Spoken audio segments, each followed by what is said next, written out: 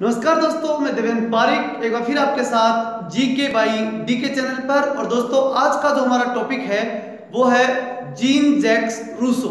और बड़े महत्वपूर्ण विचारक हैं कॉन्ट्रैक्टर थ्योरी के तीसरे महत्वपूर्ण विचार हॉब्स, लॉक और रूसो। रूसो जो है उनके विचारों को पढ़े उससे पहले आज हम उनके जीवन परिचय और उनकी महत्वपूर्ण पुस्तकों के बारे में शुरुआत करते हैं। तो ध्यान सीधा बोर्ड पे। और उससे पहले मैं आपसे निवेदन करूं कि अगर आपने अभी तक हमारे चैनल को सब्सक्राइब नहीं किया तो सब्सक्राइब कर ले। जी हाँ, थैंक यू। और अब इसे बेल आइकन भी प्रेस कर दीजिए। धन्यवाद। अब चलते हैं पॉइंट की तरफ। पॉइंट है अपना जीन जैक्स रूसो। रूसो के जीवन परिचय और उसकी पुस्तकों के बारे में हम यहाँ डिटेल से स्टडी करेंगे और बड़ी शानदार तरीके से मैं आपको याद करवाने की कोशिश करूंगा। देखिएगा, 1712 जीन जैक्स रूसो का जन्म हुआ। वो खतरे से 12 यानी बाहर निकलने के लिए हुआ। ये पहली चीज, 1712 के अंदर रूसो का जन्म हुआ, खतरे से बाहर निकलने के लिए हुआ। दूसरी बात, जेनेवा स्विट्जरलैंड के अंदर इनका जन्म हुआ। अब रूसो जो थे, रूस तो गए, खतरे से बाहर निकल गए और निकलने के बाद जेनेवा जिए। कहाँ जिए? लैंड, जमीन के ऊपर, जमीन पर ही जिएंगे। तो स्वीट सी जमीन पर, अच्छी सी जमीन, स्विट्जरलैंड की जमीन के ऊपर रूसा हुआ व्यक्ति गया।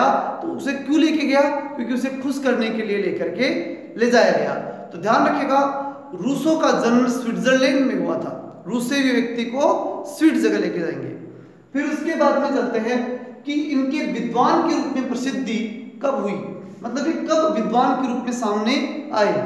तो 1750, 1750 ईस्वी के अंदर जो है ये विद्वान के रूप में सामने आए और इनकी विद्वता को लोगों ने जाना।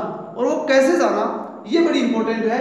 वो इसलिए कि अकादमी ऑफ डिनोज, एक डिनोज की अकादमी थी, अकादमी ऑफ डिनोज, और इस अकादमी की एक निबंध प्रतियोगिता थी। उस निबंध प्रतियोगिता में रूसो ने स्वर्ण पदक जीता था। और सबसे इंपॉर्टेंट चीज दोस्तों ये है कि वो निबंध कौन सा था, और बस यही निबंध रूसो के विचारों का आधार बन गया और यही चीज सबसे इंपॉर्टेंट चीज बनकर के उसके जीवन में प्रवेश कर गई। और वो क्या थी? उसके निबंध का जो विषय था वो क्या था? विषय था विज्ञान और कला की प्रगति ने नैतिकता को संवर्धित किया है। ये संवर्धित किया है या फिर भ्रष्ट? ठीक है, तो ये कहते थे कि संवर्धित नहीं किया। रूसो का मानना था कि विज्ञान और कला ने मनुष्य की सभ्यता को संवर्धित नहीं किया, बल्कि क्या कर दिया? भ्रष्ट कर दिया। ये विचार, ये थ्योरी किसकी थी? ये थी रूसो की। ध्यान रखिएगा, हालांकि उसका निबंध दोनों तरफ से था कि संवर्धित हुई या भ्रष्ट हुई, लेकिन आप ये बेसिकली माइंड में कंसेप्ट क्लियर कर लीजिए कि रूसो ने माना कि जो कुछ गड़बड़ हुई उस सारे की जिम्मेदारी विज्ञान और कला की है। नैतिकता पूरी तरह से भ्रष्ट हो गई, ये बात रूसो ने मानी थी। साइंस एंड आर्ट, उसने इन दोनों के ऊपर बड़ा जोर दिया था, इसलिए बहुत ही महत्वपूर्ण निबंध है। विज्ञान और कला की प्रगति ने नैतिकता को संवर्धित किया था। ये कंसेप्ट लास्ट तक दोस्तों अपने काम आने वाला है, इसलिए से क्लियर मान लीजिएगा। भी आगे चलते हैं पर इनकी पुस्तकों की तरफ। पुस्तकें तो देखिए, जीवन के अंतिम समय, ये ऊपर जो पुस्तक लिखी है मैंने, ये तो उनकी आत्मकथा थी, द कन्फेशंस। 1789 के अंदर उनकी जीवन के अंत में, यानी मृत्यु के बाद जो है वो ये पुस्तक प्रकाशित हुई थी। लेकिन उनके जीवन काल में जो महत्वपूर्ण पुस्तकें थी वो देखते हैं हम कौन सी।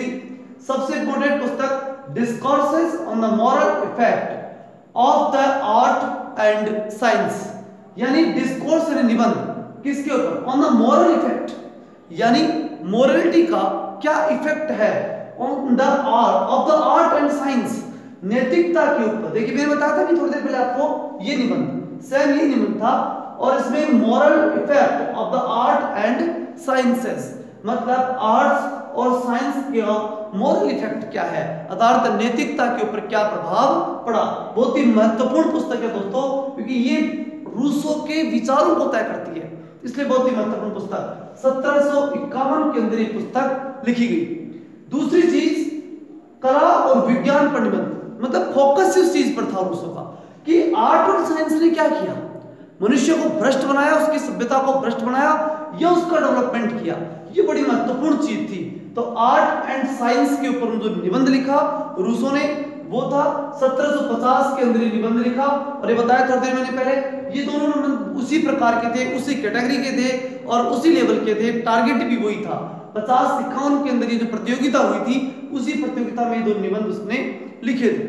आगे चलते हैं हम, discourses on the origin and foundation of equality. ये कहते हैं कि डिस्कोर्स निबंध है तो on the origin and, origin उत्पत्ति, एंड फाउंडेशन आधार, उत्पत्ति और आधार किसका, इन इक्वालिटी का, यानी असमानता की उत्पत्ति और उसका आधार क्या है। उत्पत्ति क्यों होती है असमानता की, उसका आधार क्या है।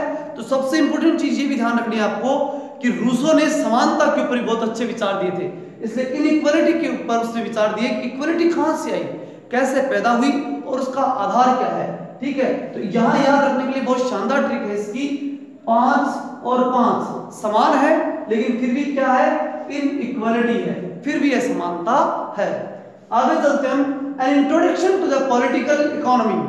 पॉलिटिकल इकोनॉमी का इंट्रोडक्शन 1758 के अंदर पुस्तक लिखी थी, किसने, जीन जॉक्स रूसो ने। क्या था, an introduction to the political economy, राजनीतिक अर्थशास्त्र। पॉलिटिकल इकोनॉमी का जो राजनीतिक अर्थशास्त्र का जो इन्होंने जो है इंट्रोडक्शन किया, परिचय हमारे को दिया, वो पुस्तक उन्होंने 1758 के अंदर, मतलब अपनी प्रसिद्धि के 8 साल बाद उन्होंने पॉलिटिक्स के ऊपर इकोनॉमी का इफेक्ट या इन दोनों का क्या महत्व एक दूसरे के प्रति, उसके ऊपर इसने पुस्तक लिखी। अगली थी है social contract and the image, very very important पुस्तक, किसकी, Jean Jacques Rousseau. Very very important लगा लीजिए, बहुत ही इंपॉर्टेंट बुक है जो बार बार एग्जाम्स में पूछी जाती है। एक तो ये ध्यान रखिएगा और दूसरी ये चीज विशेष रूप से ध्यान रखिएगा, फिर उसके बाद में मुझे नहीं लगता कि आपको कोई दिक्कत आएगी, लेकिन इसको याद भी कर लीजिए। The social contract and the email, दोनों ही महत्वपूर्ण पुस्तकें। 1762 के अंदर उन्होंने बांस लाया, बांस यानी लठ, ठीक है, और 62, ठीक है, 1762 किसके लिए, सोशल कॉन्ट्रैक्ट, समाज के अंदर समझौता कराने के लिए लठ की आवश्यकता थी, तो बांस लेकर के आए। और द इमाइल, ठीक है, और इमाइल यानी सबको जो है वो इस्माइल के द्वारा था, फिर लठ लेकर के भी जो है वो इस्माइल यानी हंसी के साथ सबको जो है वो समझौता करवा लिया, इसलिए द इस्माइल, ऐसे याद रखिएगा इसको, और द सोशल कॉन्ट्रैक्ट यानी समझौता, इन दोनों के लिए पहले बांस लेके आए 62 और फिर उन्होंने इस्माइल कर दी। ठीक है दोस्तों, आज के लिए काफी, लेकिन लगातार वीडियो देखते रहिएगा और अगर अभी तक सब्सक्राइब नहीं किया तो सब्सक्राइब कीजिए, अधिक से अधिक दोस्तों के पास शेयर कीजिए, लाइक कीजिए। जय हिंद, जय भारत।